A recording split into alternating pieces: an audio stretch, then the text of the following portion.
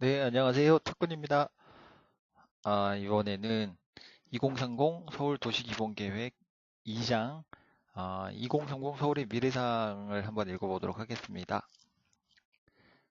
시간이 꽤 많이 걸리더라고요. 1장을 읽어봤는데요.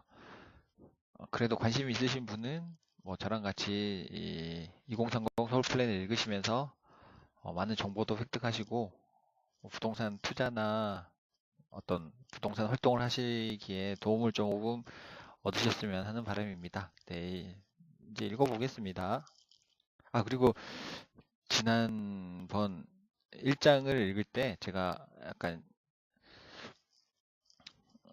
잘못 한 게 있는데요. 그 서울시 그 2030 플랜의 그 면적을 계산할 때 어, 606 약 606 제곱킬로미터라고 말씀을 드렸고요. 그리고 이거를 만약에 평으로 환산을 한다면 이제 제곱킬로미터는 100만 제곱미터가 되고요. 그래서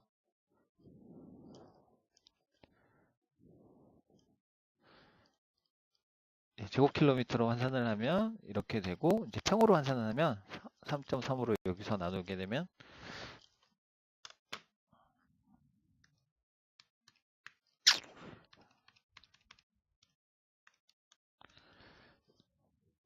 네, 1억 8,300만 평이 되는 거죠. 지난번 수업을 보니까 제가 이거를 제곱미터라고 말씀을 드렸더라고요. 제곱미터가 아니고 이게 평이 되겠습니다. 1억 8,300만 약으로 네, 이렇게 되고, 이제 제대로 한번 읽어보도록 하겠습니다. 네, 2장이고요. 제목은 2030 서울의 미래상입니다. 이게 어떻게 서울을 어떻게 이제 계획시키고 발전시켜 나갈지 큰 그림을 그리는 게 아닐까 생각이 듭니다.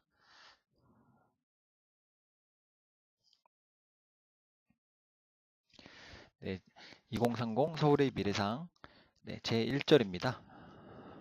서울의 변화 진단, 서울의 발전 과정입니다. 서울의 일반 현황. 서울은 인구 1,000만이 살고 있는 대도시이며 면적은 600, 약 606 제곱킬로미터가 되고요. 얘를 만약에 서울을 이렇게 정확하게 정사각형이라고 가정을 해본다면 606 제곱킬로미터는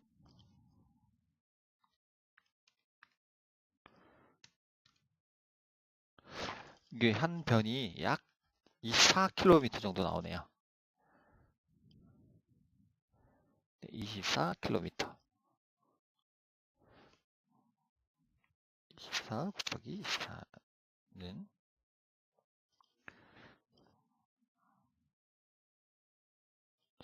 반올림하면 25km 정도 되겠습니다. 약 25km. 네, 이 정도 크기라고 보시면 될 것 같습니다. 평으로 뭐 1억 8천 뭐 만평 이렇게 한다기보다 이렇게 보시는 게 좀 더 와닿으실 것 같아요. 저도 그렇고 25km 이 정도 크기가 되겠습니다. 네, 주변은 내사산과 외사산으로 둘러싸여 수려한 경관을 이루고 있으며 서울의 중앙에는 한강이 동서를 가로지르고 있고 권역별로 4대 지천이 한강으로 흐르고 있습니다. 면적은 약 606 제곱킬로미터. 행정구역은 25개 구 423개 동이 있고요.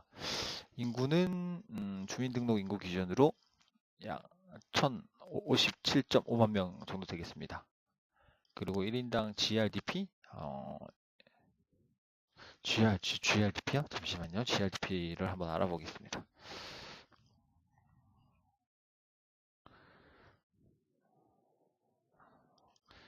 GDP는 들어봤어도 GRDP는 처음 들어보는 것 같아요.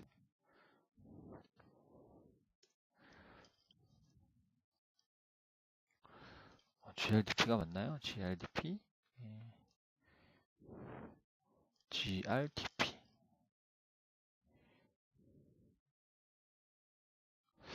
GRDP?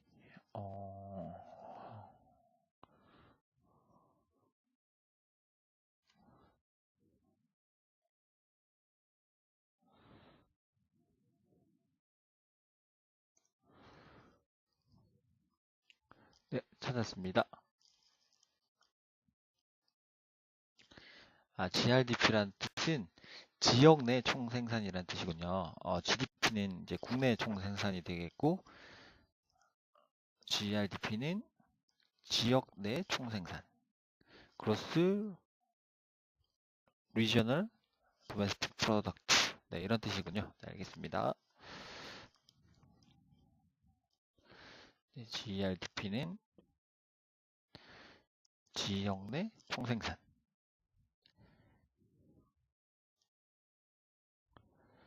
27점, 2,700만 원 정도 되는 것 같군요. 27점이면. 네. 네, 3차원 지형도도 지금 보고 계시고요. 서울의 3차원 지형도. 네. 지도로 본 서울의 모습입니다. 아까 말씀드렸지만 이렇게 정사각형으로 가정을 해본다면 한 변이 약 25km 정도 되게 이제 나오는 걸로 계산이 됩니다.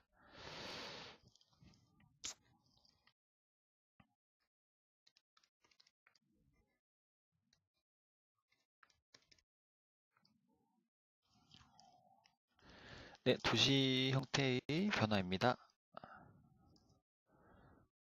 서울은 1394년 조선의 수도로 결정된 이후 동서축의 도시 구조를 유지해 왔으나 일제강점기에 남쪽으로 시가지가 확산되며 남북축의 도시 구조로 바뀌기 시작하였습니다. 지금은 남북축으로 도시 구조가 형성이 되었군요. 네, 광복 이후에는 도시 인구의 급격한 증가와 함께 시가지가 한강 이남으로 확산되어 1970년대 중반 현재의 시가지가 형성되었습니다. 현재 서울의 행정구역은 25개의 자치구로 이루어져 있습니다.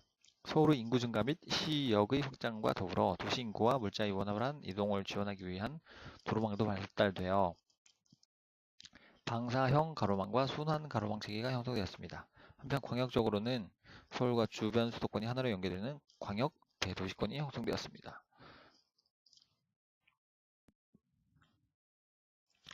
네, 행정구역의 변화 모습을 보시고 계시고요. 네, 1390년에서 1913년대, 그리고 1914년에서 1963년, 1973년도는 이제 어느 정도 이제 지금의 모습과 좀 유사한 정도로 갖춰졌고요. 2000년에는 네, 굉장히 각 지역이 세분화된 걸로 보이고,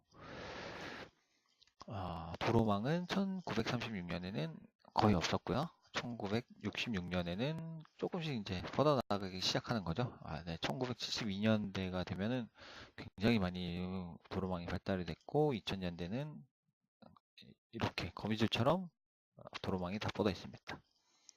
시가지 형태 변화 모습도 네, 1957년의 모습이고요. 한강을 중심으로 조금씩 이렇게 보이긴 한데 큰 상황은 아닌 것 같고, 네, 1972년도는 이제 점점 발달하기 시작하는 모습인 것 같습니다. 네, 여기는 1988년의 모습이고요. 네, 2000년의 모습입니다.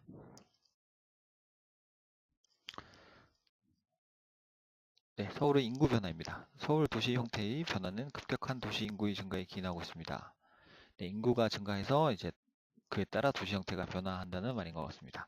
서울 인구는 한국전쟁 직후인 1951년 약 65만 명에서 1992년 약 1097만 명, 엄청나게 많이 증가했군요.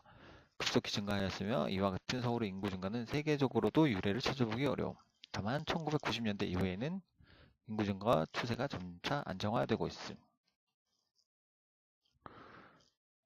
네, 다시 한번 말씀드리지만 저도 계속 공부를 해야 되는 입장이라서 어떤 자세한 설명과 분석보다는 읽어나가는 식으로 저도 이제 공부를 하는 것으로 해서 같이 공부하시는 걸로 하도록 하겠습니다. 제가 아직 이런 걸 분석해서 뭐 설명을 해드리고 이러기에는 아직은 좀 부족한 것 같아서요. 나중에 실력이 많이 늘면은 그때는 이제 분석까지도 할 수 있도록 노력하겠습니다. 네, 서울의 인구 증감률을 도표로 보여주는 것 같습니다. 1940년대부터 쭉 이렇게 인구는 계속 예, 증가하는 추세고요. 이때가 한국 전쟁인 것 같습니다. 전쟁 때 이제 많이 인구가 줄어들었다가 그 이후로는 약간의 등락은 있지만 1992년까지는 인구가 계속 상승하는 추세인 것 같습니다. 92년도 이후로는 안정화되는 그런 느낌을 보여주고 있습니다.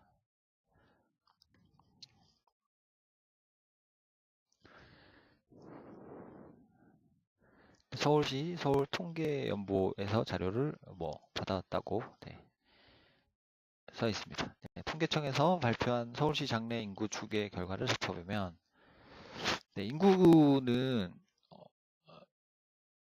어떤 부동산의 가치나 가격에 많은 영향을 주는 걸로 생각이 되는데요. 그래서 인구 증가율은 좀 중요한 상황인 것 같습니다. 제가 여러 군데 이제 강의를 들으러 다녀봤는데도 여러 교수님들께서 인구가 증가하는 곳으로 가라 라는 말씀을 많이 해주시더라고요. 그래야지 그 부동산의 가치가 올라갈 확률이 높아진다. 네, 그런 강의를 많이 듣기도 했습니다. 그래서 인구는 한번 자세하게 살펴보겠습니다. 통계청에서 발표한 서울시 장래 인구 추계 결과를 살펴보면 2013년, 현재는 지금 2017년이고요. 서울시 추계 2018년이죠. 죄송합니다. 2018년. 약간 5년 전 얘기인 것 같은데 서울시 추계 인구는 999만 명으로 2030년에는 예상이 약 1020만 명이 정도 된다고 예상하고 있나 봐요.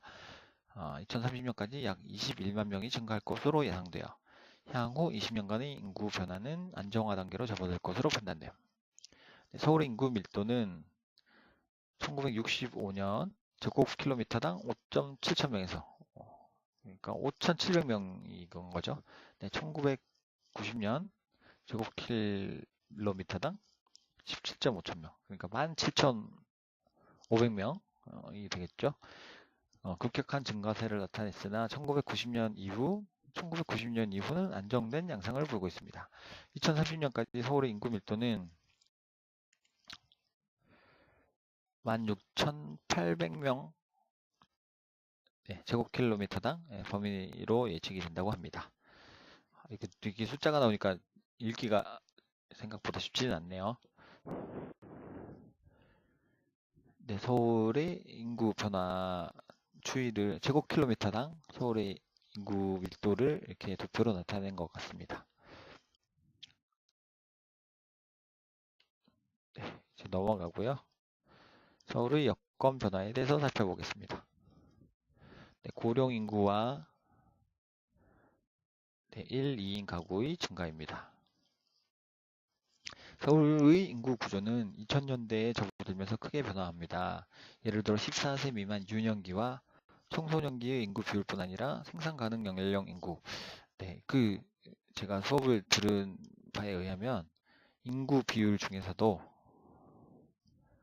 이 생산 가능 연령 인구 15세부터 60세였나? 네. 이 정도 나이가 이제 생산이 가능한, 쉽게 말하면 경제 활동이 가능한 나이인 거죠. 이 생산 가능 연령 인구가 많은 지역이 부동산 가격이 상승할 또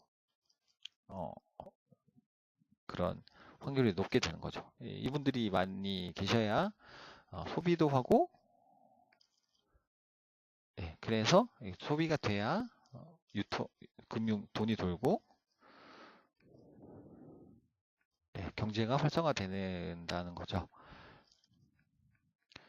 그래서 생산 가능 연령 인구 비율이 지속적으로 감소하고, 이게 문제인 것 같습니다. 지속적으로 감소하고 고령 인구 비율은 증가하는 현상이 나타나고 있습니다. 이거는 우리나라 서울뿐만 아니라 전 국가적인 문제인 것 같기도 합니다. 요즘에는 출산율이 많이 낮아지고,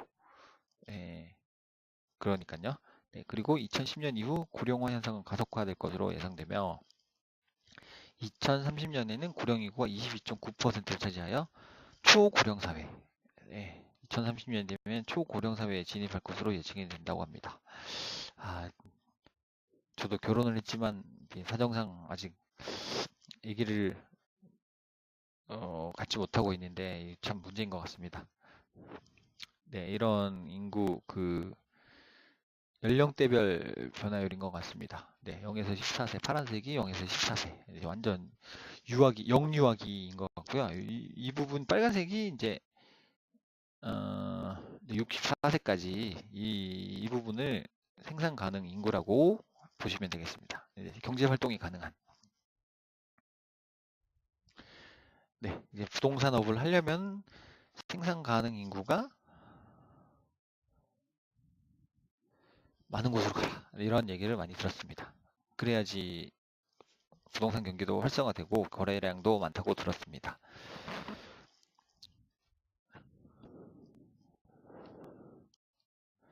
네, 저도 지금 처음 읽어보는 거라 약간 버벅거릴 수도 있으니까 많은 양해를 부탁드립니다. 저도 지금 공부하면서 읽는 중이라 네, 양해 부탁드리겠습니다. 네, 1, 2인 가구는 2010년 46.7%에서 네, 1, 2인 가구 비율입니다.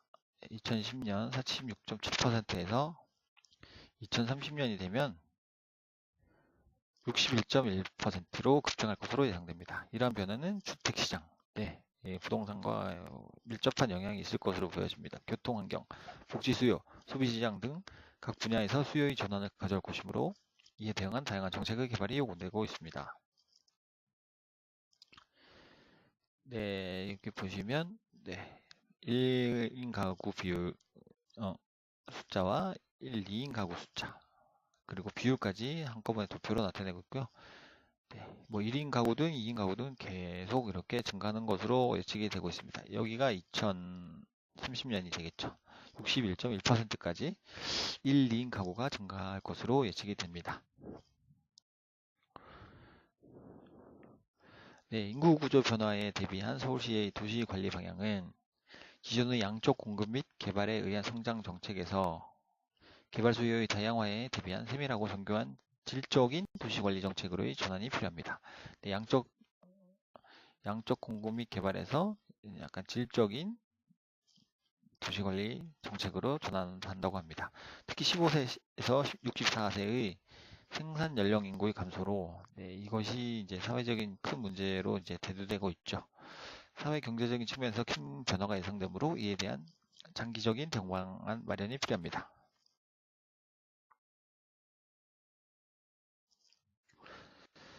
네, 경제 성장의 둔화와 양극화 심화입니다.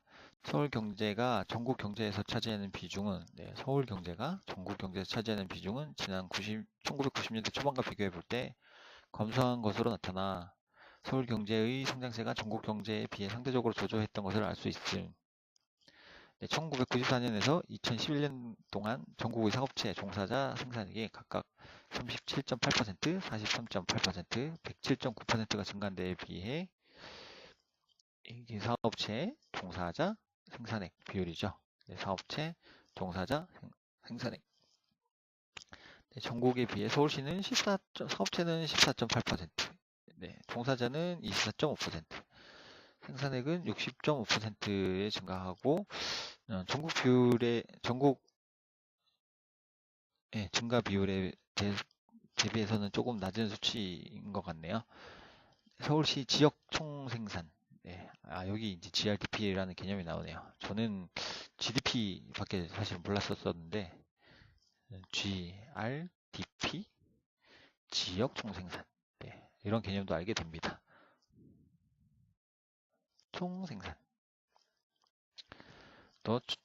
서울시 지역 총생산도 1990년대 초반과 비교해 볼 때 지속적으로 서울은 무조건 경제가 활성화되고 증가하는 줄 알았는데 이런 부분도 있군요. 지속적으로 감소하고 있는데 1994년 서울의 지역 총생산이 전국에서 차지하는 비중은 28.9%에 달했으나 2011년에는 22.3%로 감소함. 네, 그렇군요. 네, 표는 전국 대비 서울시 사업체 종사자 생산액 현황입니다. 네, 이런 것도 이제 이런 생산에 대한 기본적인 생산 시설이나 이런 것들이 있어야지 사람들이 몰려들고 그러면 당연히 유효 수요도 증가하게 될 거고, 네, 부동산 가치도 올라가지 않을까 이렇게 생각을 한번 해봅니다.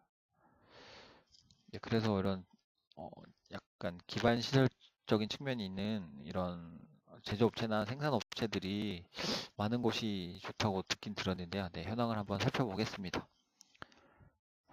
네, 사업체가 뭐 당연히 이제 전국에 비교하면 이제 한 도시니까 이제 서울시가 적을 수밖에 없겠고요. 65만 5,139. 오케이. 네, 2011년에는 네, 여기서 이렇게 증가하고 서울시는 이렇게 증가하고 서울시는 그렇게 많이 증가한 것 같지는 않아 보이는데요. 네, 종사자는 전국은 94년에는 1258만 3630명, 네, 2011년에는 1800만,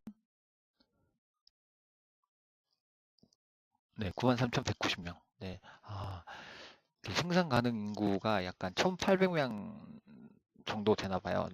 우리나라 인구가 총 5천만 정도 되나? 네, 그 정도 된다면 생산을 직접 이제 경제 활동을 하는 인구수는 약간 1,800만 명 정도 되나 봅니다. 네, 생산액은 전국은 94년에는 5억 3,195만 3,264원. 100만 원? 단위가 100만 원인가요? 그러면 어떻게 계산해야 되지? 여기다 곱하기 100을 해야 되나? 100만 원을 해야 되나? 네, 아무튼 이렇게 넘어가겠습니다. 531-953-264. 네, 1105-864-941. 네, 서울은 153-895-577, 247-003-197. 네, 이렇게 되고요. 이거 숫자가 많으니까 이게 읽기가 많이 힘드네요. 저도 책을 많이 읽는 편이 아니라서 사실은 책 읽는 속도가 좀 느립니다. 양해 부탁드리겠습니다. 네, 그리고 서울은 외환 위기 및 글로벌 금융 위기 등을 겪으면서 중산층은 감소하고, 네, 중산층은 감소하고, 빈곤층은 증가하는 추세임. 이제 중산층이 증가하고 빈곤층이 감소해야 이렇게 바람직한 형태일 텐데요. 이것도 사회적인 문제인 것 같습니다. 일례로 서울의 소득 양극화 지수는 2000년 0.0209에서 2008년 0.0259. 네, 이게 소득 양극화 지수가 이렇게 높아졌다는 것은 이제 악화됐다는 말이겠죠. 악화되었고 고소득층과 저소득층의 소득 불균형을 보여주는 지니계수도 같은 기간 0.31에서 0.35로 증가하여 소득 양극화와 불균형이 동시에 심화되는 것을 알 수 있습니다. 네, 굉장히 안 좋은 현상이죠. 소득 양극화와 불균형이 동시에 다 증가를 하고 있다는 것 같습니다. 따라서 지역 균형 발전과 노약자 및 장애인, 저소득층 등 사회 경제적 약자를 위한 주거 및 사회복지 서비스 등의 개선을 위한 정책 마련이 필요합니다. 네, 여기 주석에 보시면 기니 계수에 대해서 살짝만 살펴보고 갈까요? 네, 저도 경제학 공부를 약간 하면서 공부를 했었는데 지금 또 기억이 안 나네요. 지니 계수는 소득 불평등을 나타내는 대표적인 지수로 소득 분포의 불균형 정도를 나타냄. 지니 계수는 0과 1 사이의 값을 가지는데 0은 완전한 평등한 상태, 1은 완전한 불평등을 의미한다고 합니다. 그러니까 지니 계수가 커진다는 것은 0.31에서 0.35로 커진다는 것은 불평등이 증가한다는 거죠.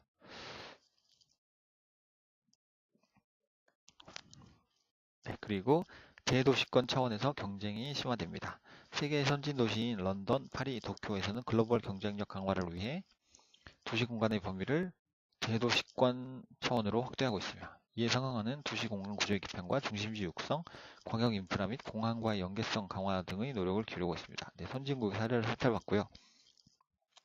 특히 2000년대에 들어 지구촌 40대 광역 도시권인 메가시티 리전, 네, 메가시티 리전, 네, 이런 단어도 저는 또 처음 들어봅니다. MCR이라고 하는데 메가시티 리전의 경제 활동과 성장이 집중되는 현상을 나타내고 있으며 실제로 세계 경제 활동의 66%, 신개발 혁신의 86%를 이 메가시티 리전이라는 MCR이 차지하고 있나 봅니다. 이에 따라 국가의 성장을 선도하는 주체가 대도시에서 메가시티 리전,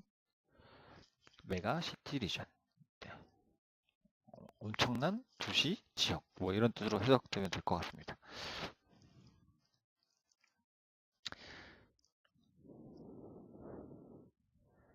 네, 서울시는 대한민국의 수위 도시로서 정치, 경제, 사회의 중심지며 경기, 인천을 포함한 서울 대도시권은 국토 면적의 약 12%. 네. 서울, 경기까지 포함한 대도시권은 국토 면적의 약 12%를 차지하고요.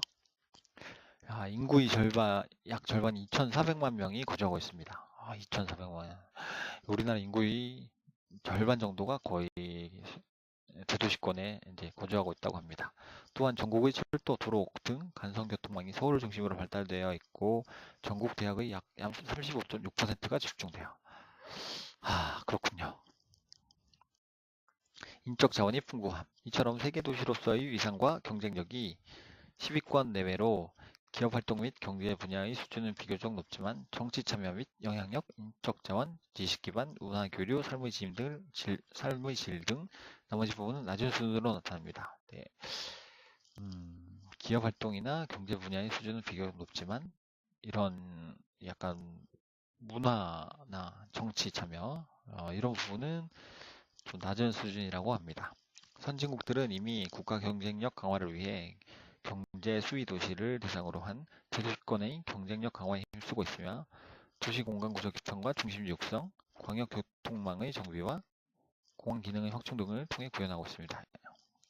서울시도 대도시권 차원으로 시야를 넓혀 도시 공간 구조의 정비 및 광역 교통망 확충, 산업 고도화 및 협력 체계 구축 등을 통해 글로벌 도시로서의 위상을 높이는 것은 물론 수위 도시로서 국가의 발전과 경쟁력 제고를 견인하는 역할을 지속적으로 수행해 나가야 함.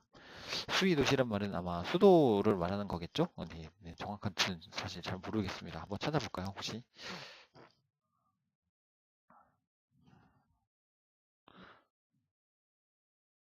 수위 도시.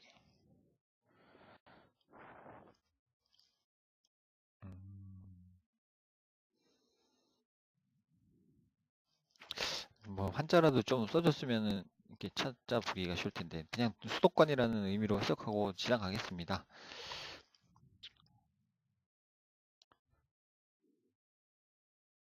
네, 여기까지 읽어졌죠? 네, 그리고 네, 죄송합니다.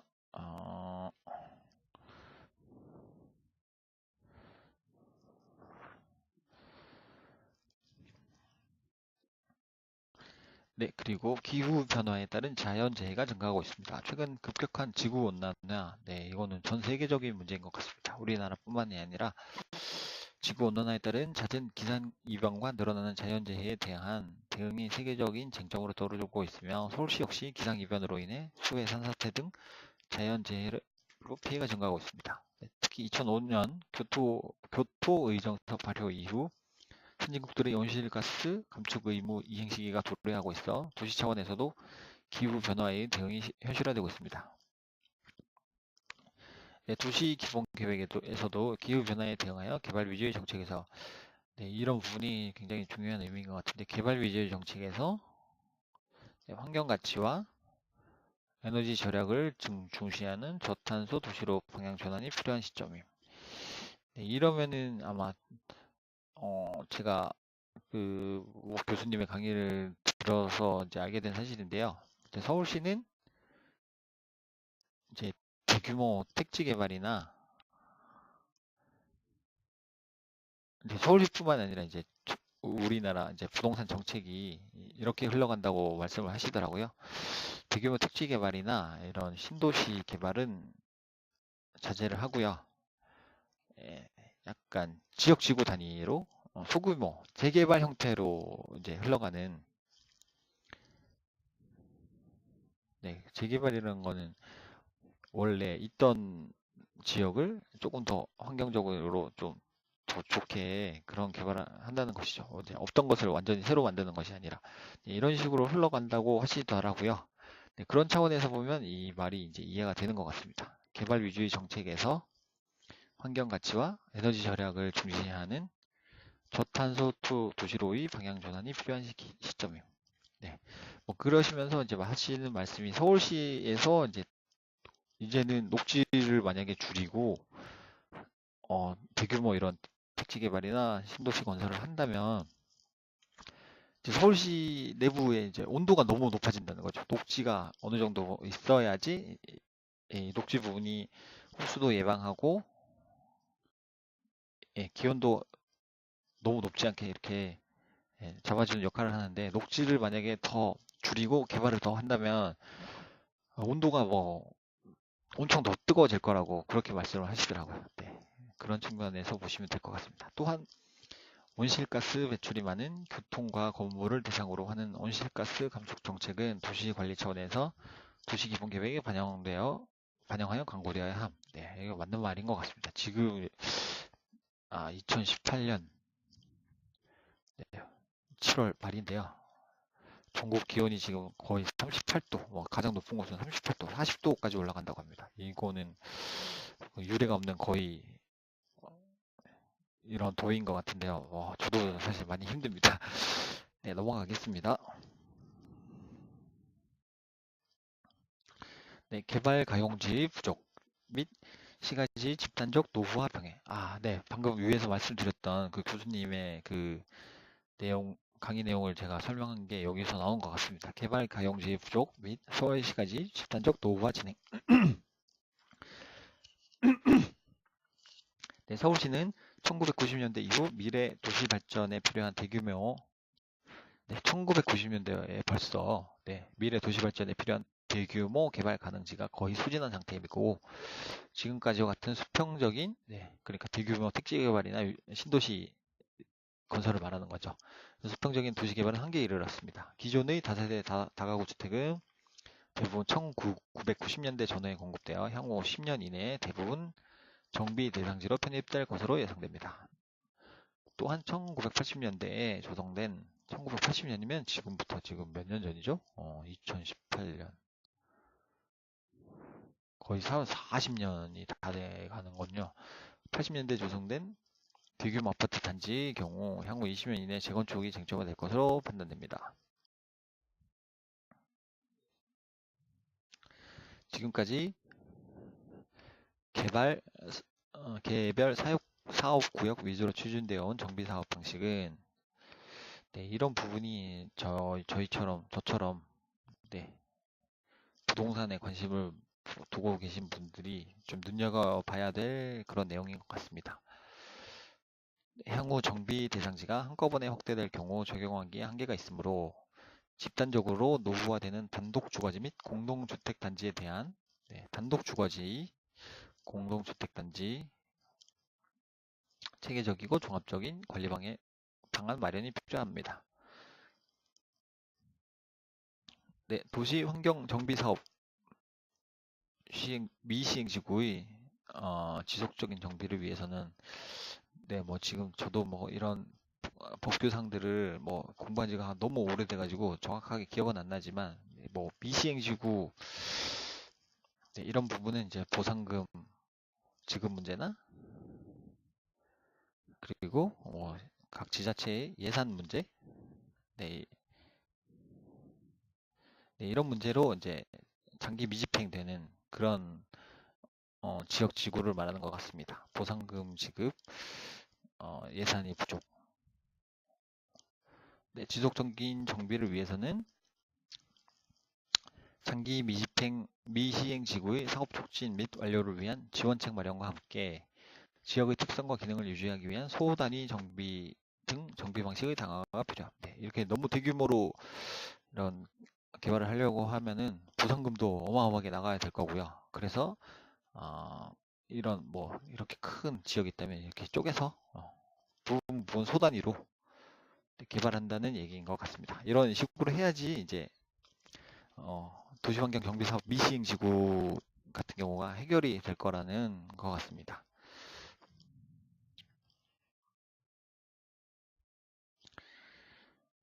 네, 제2절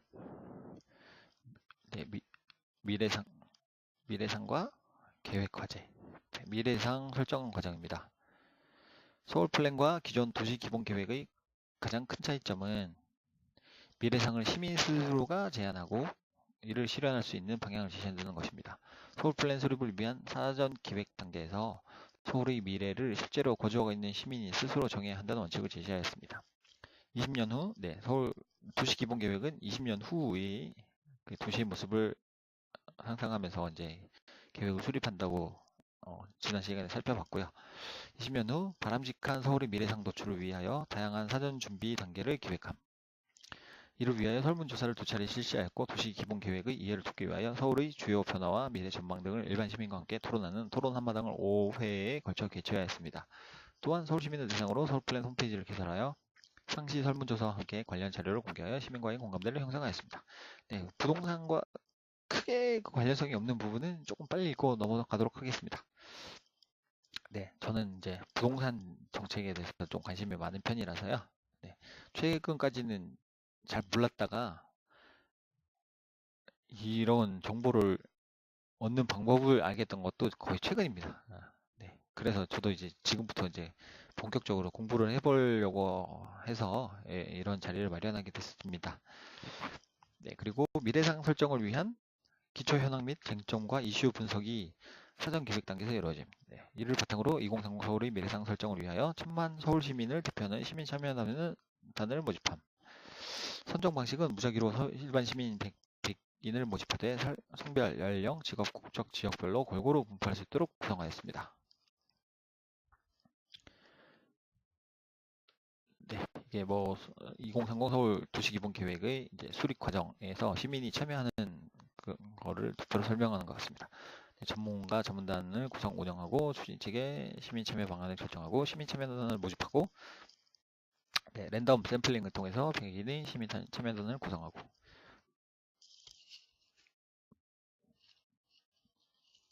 1, 2차 예비회의에서 사전교육을 실시했고요. 그리고 본회의에서 미래상 및 주요 과제 선정을 하고 제안서를 작성하고 제안서를 시민분이 제안서를 이제 제안을 하는 거죠. 시민이 직접 이런 제안서를 쓰실 수가 있나요? 확실히 이거는 좀 알아봐야 될 것 같습니다. 입안을 도시 계획 입안을 제안한다는 뜻이겠죠. 제안을 하고 실제로 입안하시는 거는 이제 이 제안서를 바탕으로 각 분야의 전문가분들이나 뭐 도시계획국의 공무원분들이나 이런 분들이 하시지 않을까 조심스럽게 생각을 해봅니다. 전달식은 제안서를 이제 전달을 하는 거고요. 넘어가겠습니다. 서울플랜 시민참여단 개요. 서울플랜 시민참여단이란 1000만 시민을 대표하여 20년 후 서울의 미래상을 도출하기 위한 100만 명의 시민들을 말하며 100만 명이 아니라 100명의 시민들을 말하며 서울의 미래상은 서울 시민이 만든다는 취지하에 일반 시민들로 구성된 최초의 시민계획 조직으로서 서울특별시장이 직접 위촉함. 구성 목적 서울 시민이 직접 서울의 도시 문제를 진단 발굴하여 서울의 미래상과 계획과제를 도출하는 데 목적이 있으며 시민 공감대에 기반한 비전과 목표를 수립함으로써 계획의 정당성을 확보함. 참여 기간 및 방식 이런 것까지는 사실은 안 읽어봐도 될 것 같아서 이런 부분은 좀 넘어가도록 하겠습니다. 모집 방법도 나와 있고요. 이건 지나간 일이라서 만약에 앞으로 펼쳐질 일이라면 관심을 두고 참여를 한번 해볼 수도 있겠지만 지나간 일이라서 그냥 빨리 넘어가도록 하겠습니다. 그리고 시민이 바라는 서울의 미래상 및 계획 과제를 도출하기 위하여 시민참여단에게는 기초 현황 및 예측 자료, 다양한 논의 방식 등이 제공됨. 미래상과 계획 과제는 2차례 예비회의와 1차례 본회의, 1박 2일 수구의 회의를 통하여 도출하였음. 시민참여단의 회의는 정보 제공, 수구의 충분한 논의와 토론, 최종 결정의 과정으로 진행되었음. 시민참여단은 도시계획 분야의 전문 지식이 많지 않은 일반 시민들로 구성되었기 때문에 도시기본계획에 대한 설명과 서울의 주요 여건 변화 및 쟁점 등에 대한 전문가 강연 및 발표를 통해 미래상 설정 등을 위한 정보를 제공하였음. 100인의 시민 참여단을 쉽게 분임으로 나누고 원활한 회의 진행을 위해 회의 도우미인 포실리테이터? 포실리테이터. 회의 도우미라고 합니다. 처음 본 단어입니다. 포실리테이터를 각 분임에 배치하여 토론을 진행하고 분인별 토론 결과에 대해 전체가 전자투표를 하여 서울의 미래상과 계획과제를 선정하였습니다. 이렇게 선정된 서울의 미래상 및 계획과제는 시민참여단에 의해 직접 제안서로, 네, 그렇죠. 제안서로 작성이 된 거죠. 서울시장에게 전달되고. 이제 서울 시민분이 직접 이거를 도시 기본 계획을 수립하시는 건 아니시겠죠. 제안하시는 거죠. 제안. 네. 네, 전문가 자문단도 두 차례의 로테이션 원탁회의를 통하여 전문가가 보는 서울의 미래상과 계획과제를 도출함. 최종적인 서울의 미래상과 계획과제는 시민대표 총괄 MP, 시민무가 MP, 자문단장으로 구성된 소위원회 회의를 통해 시민참여단이 도출한 안으로 최종 확정됨. 네, 이런 시민참여단이 참여하실 때 그런 절차상의 그런 투표를 보여주는 것 같습니다. 이건 넘어가겠습니다. 네, 시민참여에 의한 미래상 및 계획과제. 시민이 바라는 2030년 서울의 미래상. 네, 시민이 저도 뭐 서울 시민은 아니지만 일반 시민들이 바라는 서울의 미래상은 어떤지 보겠습니다. 천만 서울 시민을 대표해 선정된 시민참여단은 예비회의와 1박 2일간의 본회의를 통해 서울의 장점과 단점, 주요 쟁점에 대한 천만 토론, 미래상 도출을 위한 소개 과정 등을 거쳐 2030 서울의 미래상을 제시합니다. 시민참여단이 가장 중요하게 여기는 부분은 소통과 배려가 있는 행복한 시민도시 라고 합니다. 소통과 배려가 있는 행복한 시민도시를 서울의 미래상으로 선정합니다.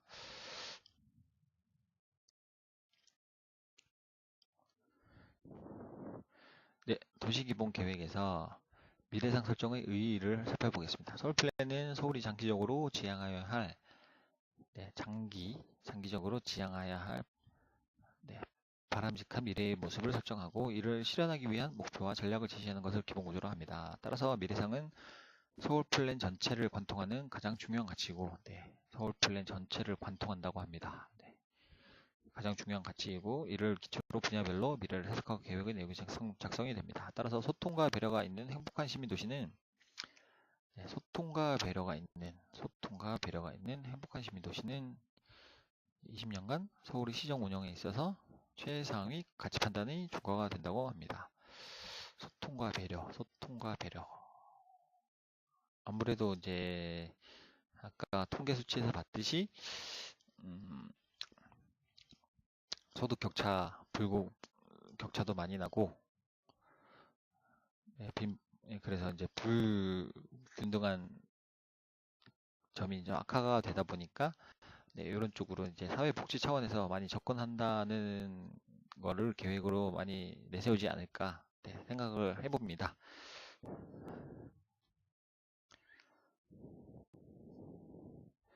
네, 2030 서울의 미래상 소통과 배려가 있는 행복한 시민도시. 서울에는 근대 이후 지금까지 배워야 산다. 잘 살아보세요. 세계는 서울로, 서울은 세계로, 다이나믹 코리아 등 우리의 시대 정신을 대표하는 슬로건이 있었고 이는 오늘날 서울의 성장을 견인해온 구심점이자 원동력 역할을 하였습니다. 네, 이런 슬로건이 나올 때가 저희 부모님 세대 같으신 분, 베이비 부머. 이 시기에 태어나신 그 선생님 분들이 아니실까 라고 생각을 합니다. 이제 서울은 향후 20년간 시대 정신을 대변하고 장기적으로 지향해야 할 가치를 담은 미래상을 새롭게 설정해야 합니다. 서울의 미래상에는 해당해야 할 당면한 문제뿐 아니라 서울이 한 단계 더 도약하기 위한 방향성도 포함되어야 합니다. 이런 방향성은 아무래도 복지 쪽으로 나가지 않을까 그런 생각을 많이 해봅니다. 서울이 해결해야 할 문제들은 높은 물가, 층간소음 분쟁 등 개인 차원의 문제로부터 일자리 부족, 지역 불균형, 무분별한 개발 등 도시 차원의 문제, 나아가 기후변화, 글로벌 경쟁 심화 등 지구 차원의 문제까지 복잡 다단하며 서울의 미래상은 이러한 이슈들을 아우를 수 있어야 합니다. 서울 시민은 이러한 서울의 당면 과제와 앞으로의 변화 방향을 전문가와 함께 고민하고 토론하여 소통과 배려가 있는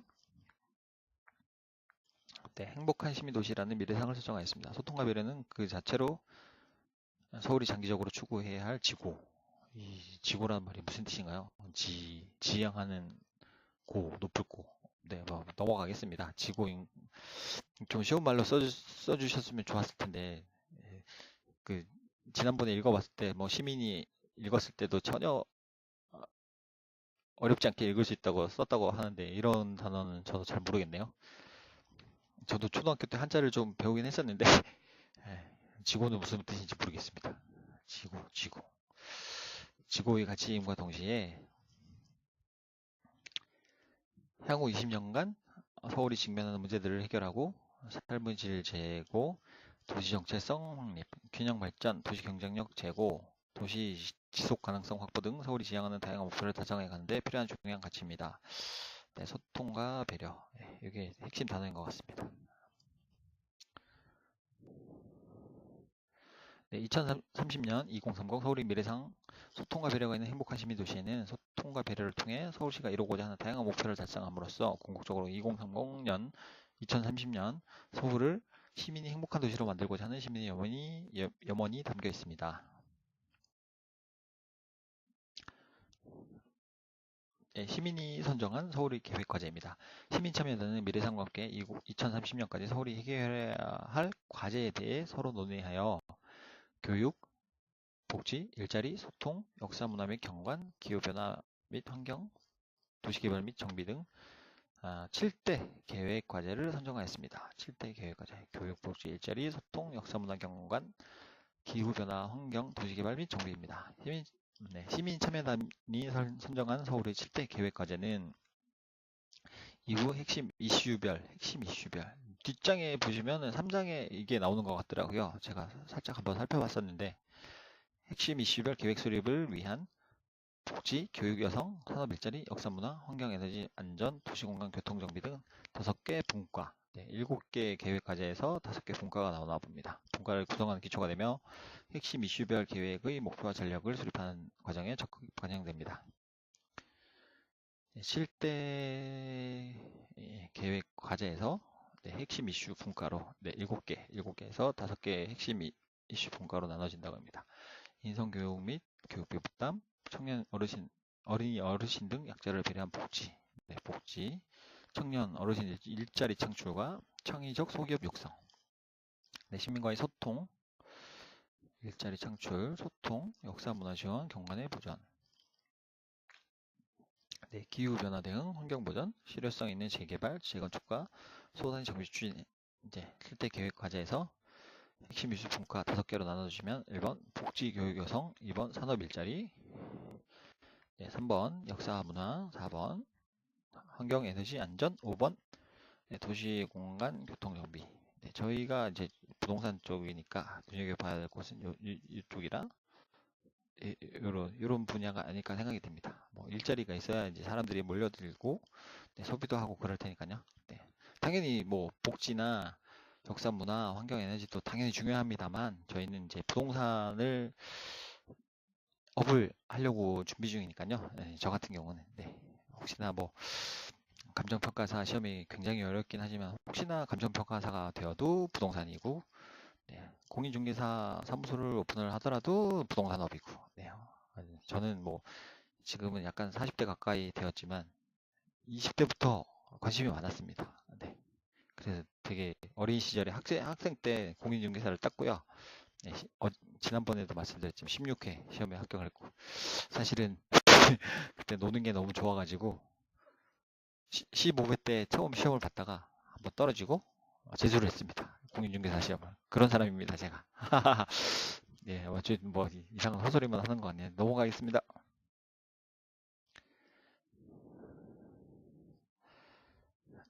또 작아졌군요. 좀 키워야지 이제 보시기가 저도 보기가 편하고 혹시나 뭐 구독자 저의 유튜브나 이런 동영상 구독하시는 분이 많이 없으시겠지만 그래도 혹시나 해서 오 2장이 끝났군요. 여기 2장 이제 마무리하고요. 여기서 마무리하고 시간이 허락하면 오늘 또 읽어보면 좋겠는데 마무리하겠습니다. 혹시 관심 많이 가져주시면 감사하겠고요. 유튜브 보시면은 좋아요 버튼도 눌러주시고 구독하기도 눌러주시면 너무 감사하겠습니다. 이게 유튜브가 조금 단점이요. 로그인을 하셔야 돼요. 그 구글 계정으로 로그인을 하셔야지 이게 좋아요도 눌러지고 구독하기도 눌러지더라고요.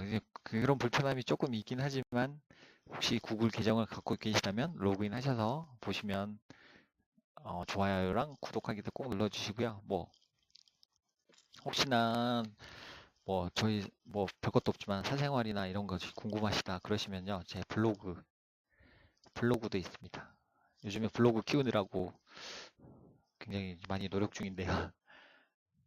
예전에는 식당 같은 데 가서 뭐 음식 시켜놓고 사진 찍으시는 분들 보면 진짜 막말로 막 좀 미친 거 아니냐고 막 그랬었거든요. 요즘 제가 그러고 있습니다. 식당에 갈 때마다 사진기를 꼭 지참을 하고요. 반드시 찍습니다. 미친 것 같습니다. 네, 제 블로그는 naver.com. 네, 행복해지고 싶어서 해피 탁이라고 합니다. 네, 제 이름이 이근탁이라고 하고요. 영어로 쓰면 이렇게 되는 것 같더라고요. 네, 해피 탁이. 네, 이거는 좀 쉽게 불리기 위해서 그냥 Y자를 한번 붙여봤고요. 해피 탁이 이렇게 찾으시면 되겠습니다. 탁군, 별명은 그냥 탁군이라고 합니다. 제가 예전에 일할 때 제보다 조금 어린 동생들이 탁구님, 탁구님 하고 불러줘가지고 그냥 약간 별명처럼, 이름처럼 돼버렸습니다. 탁군이라고 부시면 되겠습니다. 네, 감사합니다. 3장도 곧 이제 읽으면서 또 동영상 찍어서 올리겠습니다.